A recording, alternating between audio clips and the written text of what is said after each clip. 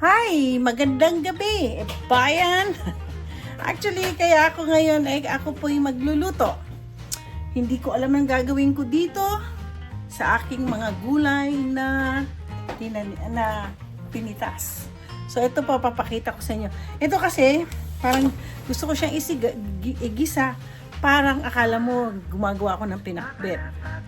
Pero titingnan natin kung paano ko lulutuin ito, mga gulay na to. So, ito na po mga gulay. Ito, tandaan nyo, pinitas ko po mga yan. Ito, hindi. Galing po yan sa, sa Safeway. So, ito mga to pinitas natin. Mga yan, pinitas natin. Tapos, meron na po kami masitaw. Tapos, bumili po ako ng pork. So, iluluto ko siguro to ng parang binagoongan na, binagoongan na pinakbit.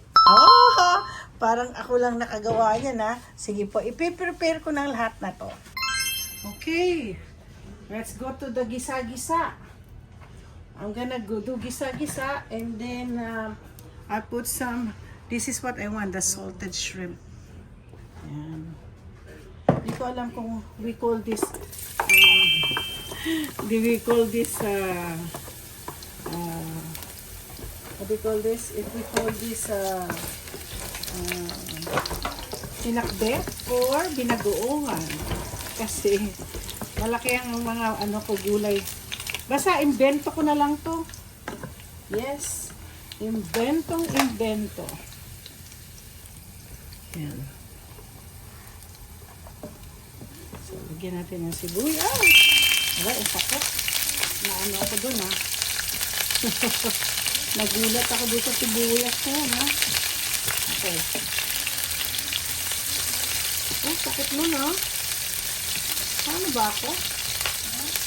Hindi, parang naano ko na sa mantika. Hindi naman. Pero wala naman, oh. Ewan ko. Ngayon ko na lang ng Okay. Natin na kamatis.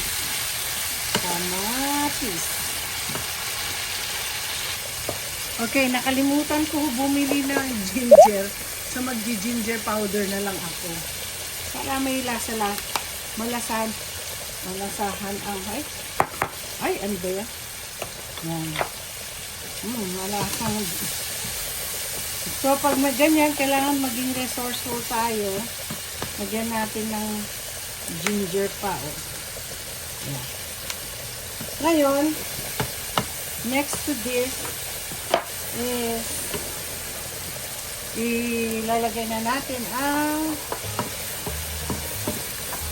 hindi ko na po kinap ito. Ang lalaki po ng kasi para siyang binagoongan nga na may gulay.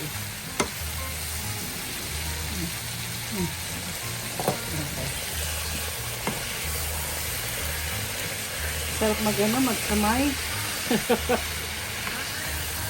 Amoy ko yung Amoy ko yung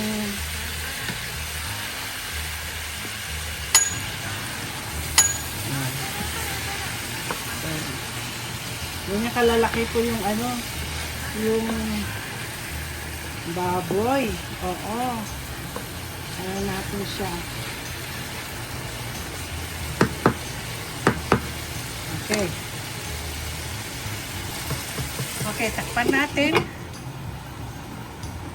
So, bubuksan natin po ito. Hey. Ano po?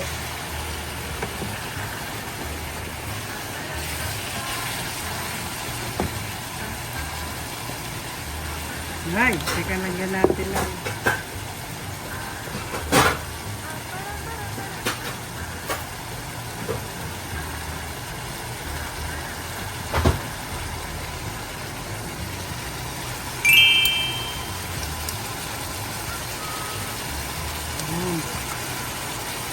Lalagyan po natin.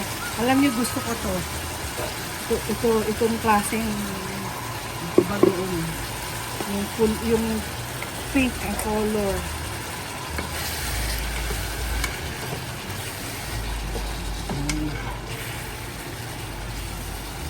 Sarap.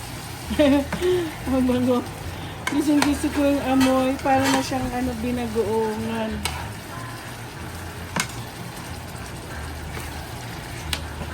So, yanin natin to pala. Paranin natin dito.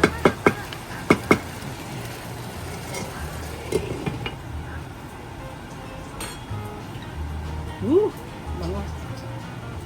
Lalagyan natin ng konting-konting tubig lang. Ayan. Pero ang sarap na po. Totoo lang, promise. Lasang-lasa ko yung bagoong. Sana hindi maamoy ng asawa ko. Kaya meron po akong nakalit na pakikita ko sa inyo, ha? Nakakatila na po ako. Para hindi mangamoy ulam ang aking bahay. Oo, yan. Okay?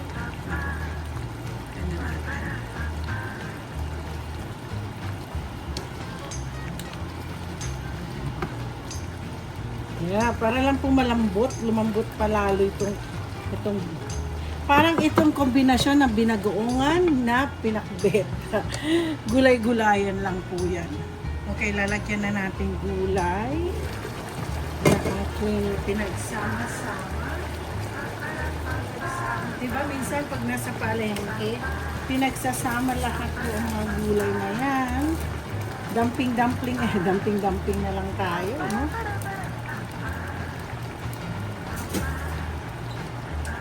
So, yan na natin. Takpan na lang po natin para ma-steam siya.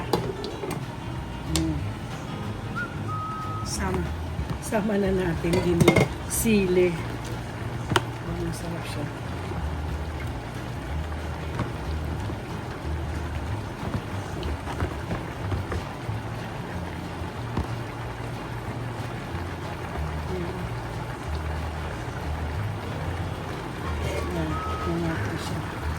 Yan. Igaganyan natin. I-steam natin yung gulay over the pork. Kailangan i-mix natin. Oh my gosh. Amoy na amoy ko yung sili. Yung sili ang na amoy. Oh, wow.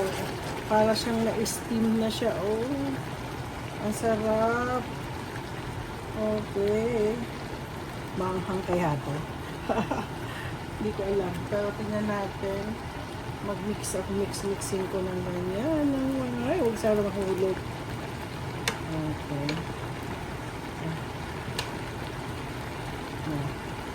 Pagsama-samahin natin sila para maluto naman lahat. Masarap. Kita niyo yan? Binagoongan na may pinakbit. Binagoongan na may invento ko lang po to, ha. Bahala kayo, bash nyo ako, bahala kayo. Basta alam ko masarap itong aking niluto. Yep. Tignan natin. Luto na. Sana nga, luto na. Kasi nagugutom na po ako. Lunch ko po to eh. Ay, lunch. Dinner ko na po to. Ay, tingnan niyo po. Ang sarap ng pagkaluto. Talagay ko muna din. Yan. Habang nandito pa si Luchi, matitikman niya itong gulay. Fresh na fresh siya, oh. Ang sarap. Okay, guys. And that's it. And that's it. Pansit. Wow! Yan na po ang aking gulay. Hindi ko alam kung anong paano ko iluluto, sasabihin to kung ito ay binagoongan o pinakbet. Pareho na rin po yan. Basta masarap yung kainin. Okay, magdi-dinner na po ako. Kukuha po ako ng kanin. Masarap to with kanin. Tapos ng kanin ko. Ginagamit ko kanin is basmati. Konti lang yung rice. Kunwari lang. Tapos kukuha po ako ng gulay. Yan. Masarap po ng gulay. Ang dami kong gulay. Naglagay naman ako ng konting pork. So, titikman po natin ito. So, kakain na po ako. Kainin ko muna yung baboy.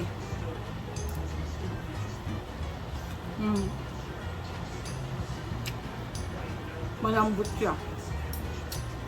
Itaw. Crispy.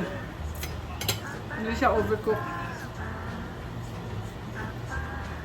Na natin yung talong na fresh kasi galing sa garden. First time kong kumain na talong na diniretso ko, hindi ko pinirito. Ah, ang init. Ang init. Pero ang init siya po. Pero masarap siya.